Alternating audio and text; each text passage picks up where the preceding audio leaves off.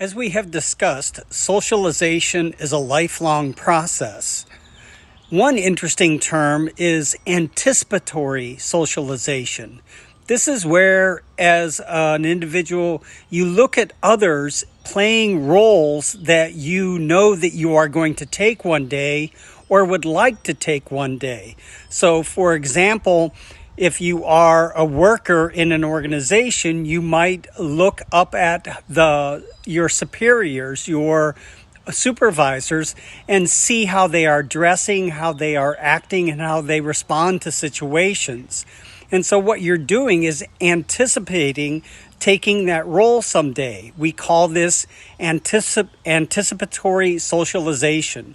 And so all of us do that as children. We look up at our parents and anticipate perhaps taking that role someday. But other roles can be. In sociology, we talk about the difference between ascribed status and achieved status. Your status is how society sees you, how you are seen in your culture. And so, for example, we talk about gender, males and females. And so when somebody looks at you, they immediately see whether or not you are a male or a female.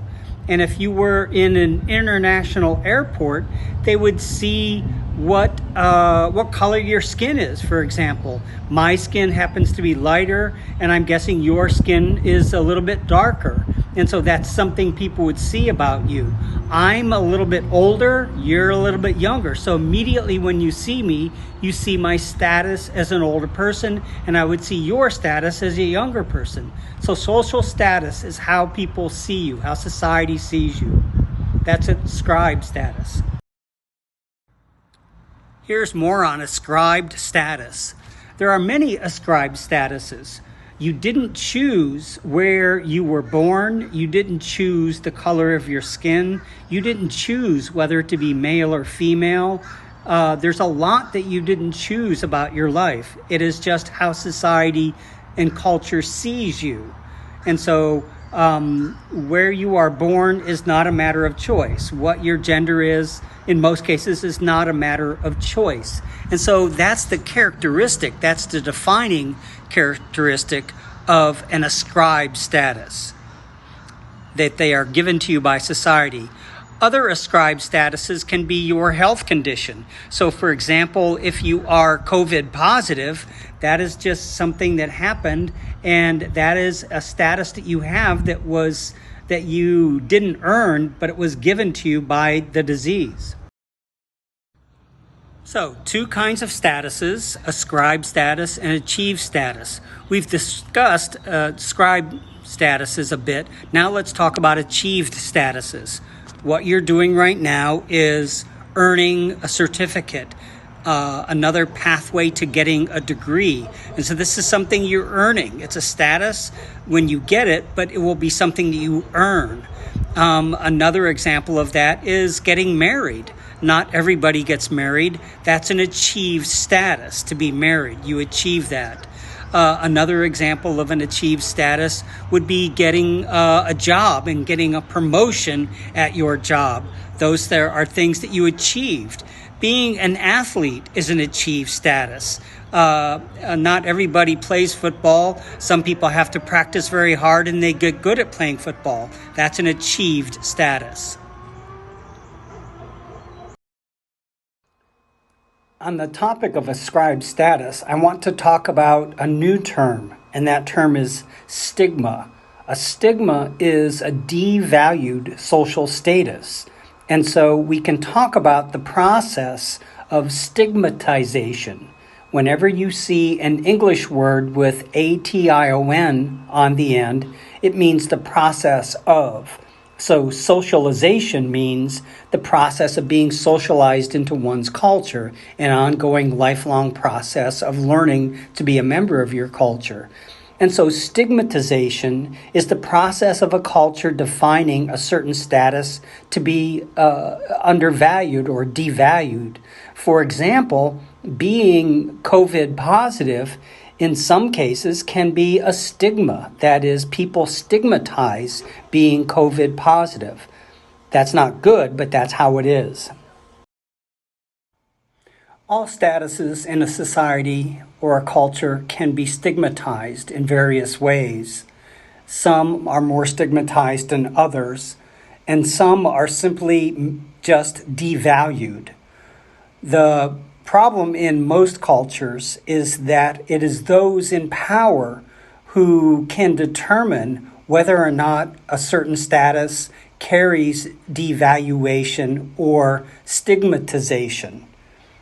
We need to be aware of the various privileging forces in a culture, forces which are able to define certain statuses as positive or negative, to be devalued or not devalued. All cultures have similar statuses which are devalued, and we need to consider those as we move further. One of the things that is characteristic of sociology is that we look at the world as a whole. We look at the entire planet, and we look at human existence from its very beginning, far back tens of thousands of years ago. And we try to look also into the future and try to imagine what human cultures will be like in the future. This is what some sociologists would call the sociological imagination, learning to look at things in the largest possible context whenever appropriate. Given this, the idea of cultural evolution is particularly interesting and important. And in the next video, I'll expand on the idea of cultural evolution and explain the various stages that cultures can go through over a long period of time. Cultural evolution is the concept that cultures have been around on this planet for tens or even hundreds of thousands of years, and they have gone through various stages. The longest stage by far is the stage of hunting and gathering, where humans lived in very small groups of 50 to 150 individuals, all of whom were related in some way, and they lived a nomadic lifestyle, moving around by the seasons and by the availability of animals to hunt. We spent most of human existence in that stage, probably up until the last 10,000 years or so, when we began evolving into more complicated forms of social organization. In the next video, I'll talk about those. In the meantime, thanks for listening. This next term I want to talk about is very important. It's called master status. A master status is typically an ascribed status, but it can also be an achieved status. Let me give examples of both. Master status as an ascribed status is, for example, being a refugee. That is something people see when they see you. They know that you are a refugee, and that is an ascribed status. Privileging social forces gave you that status, and there's nothing that you can do about it at this point. It is given to you. It's ascribed.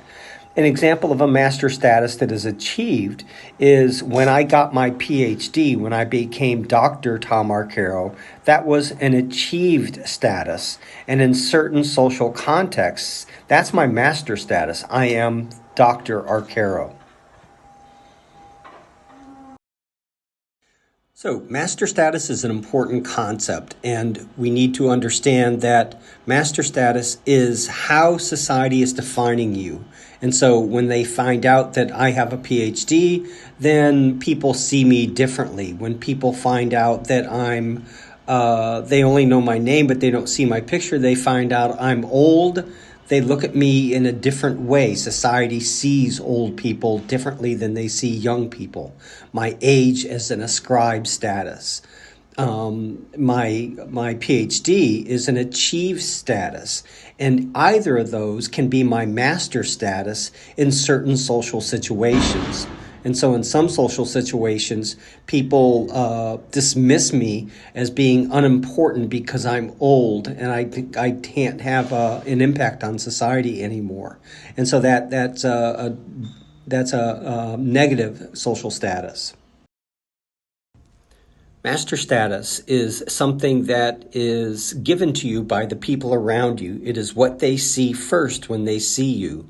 So, for example, when you are in a situation where you're walking around and people see the logo of the organization you work with on your shirt or on your vest, when people see that, they see the first thing they see is that, oh, you work for MSF, for example, or some other organization, and that gives you a certain status. The emphasis is that it gives you a certain status. That's how people see you. And so in other contexts, when you are off work and aren't wearing that logoed t-shirt or vest, then people see you maybe because you're male or female. That's the first thing they see when they see you. That's master status. Part of understanding the concept master status is by using the phrase taking the role of the other. That means I imagine what you see when you see me. I have to put myself in your place. I take your role. And what are you seeing when you see me? And so your master status is what other people see when they see you. So you have to, in your mind, you have to take their role. You have to put yourself in their place and see how they see you. And sometimes you can't control, and most of the time, you can't control how people see when they see you. And so master status, although you can earn things or are given things, it is all pivoting around the idea of how other people see you. So you have to take the role of the other and see how they see you. Part of understanding the concept master status is by using the phrase taking the role of the other. That means I imagine what you see when you see me. I have to put myself in your place. I take your role. And what are you seeing when you see me? And so your master status is what other people see when they see you. So you have to, in your mind, you have to take their role. You have to put yourself in their place and see how they see you. And sometimes you can't control, and most of the time, you can't control how people see when they see you. And so master status, although you can earn things or are given things, it is all pivoting around the idea of how other people see you. So you have to take the role of the other and see how they see you. These last several videos have been about the relationship between the self and society. And indeed, this is one of the main themes of all sociological theorists and sociologists. The idea is that we are, as our culture or the global world defines us to be. The interrelationship between ourself and society is one that is continually evolving, and we can't control how society sees us. We can only control how we present ourselves to society. We call that impression management. But our statuses, most of our statuses, are ascribed to us. That is, the larger society, the larger culture, even global culture, defines us that way.